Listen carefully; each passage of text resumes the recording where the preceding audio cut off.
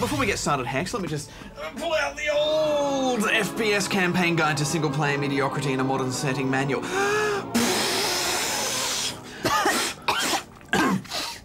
Bit dusty. Okay. Political terrorism story. Yeah, it does have that. Chopper turret section. Is there a stealth section in there? Yes, Oh, yeah, there was, wasn't there? A nighttime enemy bunker at night with night vision infiltration? Yep. What else? AI buddies that can't hit anything, yes. Dubai Sandstorm. That's a new one, but I think it's going to be setting a trend. Oh, and yes, of course, slow motion breaches. Lots and lots of slow motion breaches. It's a breachathon. I think then, Barjo, it definitely satisfies the criteria for a powerfully average game. It doesn't do anything you'll remember an hour later, and it's also rather short. Oh, that's in here too. Oh. Short campaign. Medal of Honor prides itself on telling the soldier's story, and they've gone so big here that sadly that gets lost a little bit. For all its criticism, Hex, I quite enjoyed the last Medal of Honor campaign. It was a tight little story about a band of brothers fighting their way out of a tough situation. Warfighter is a bit better in a technical and visual way, but it doesn't nail the storytelling, despite trying very hard to make the burdens of war on those who get left behind hit home. Part of the problem is the storyline is a bit confusing. 1 minute you're in a cutscene of a mother and child, which pushes those emotional buttons, and there is respect shown to those family issues.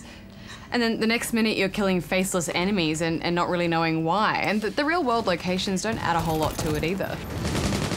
And also, I found all of the character models to have slightly larger than normal heads, and even in the cutscenes, especially that young girl, it's just a little bit creepy. That's what nightmares are made from. Really though, I think we're just struggling coming into something like this after Spec Ops really shook things up earlier this year. Yeah, and not every game can be Spec Ops and deal with that intense subject matter. You know, we can still have our big blockbuster COD games, but I think we can all agree that we want something a little bit more than a polished shooting gallery, and that's all this really is. There's a good variety of locations, and you'll slowly stop and pop your way through enemies with some nice effects and big moments here and there.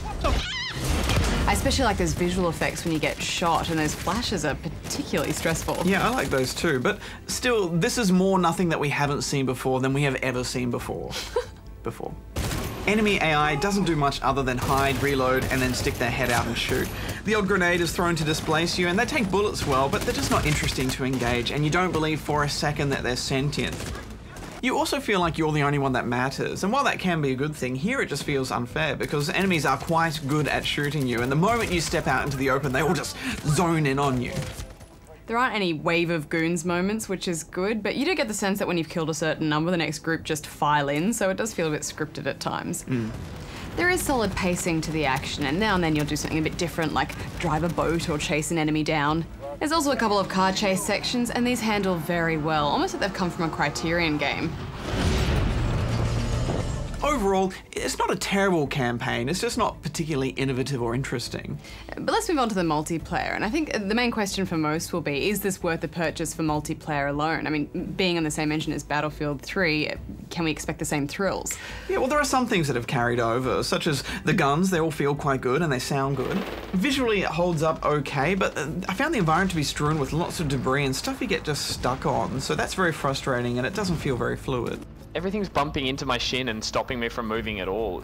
One of the things we liked the most was the variety of nations you could choose from to represent, and they all have different stats, but we went Australian naturally. Good on you, mate.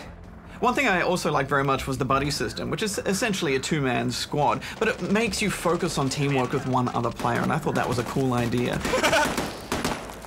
Sorry. But there is just so much choice when it comes to modern shooters out there, and I just could not find a reason to keep playing this, so I'm giving it 4 out of 10.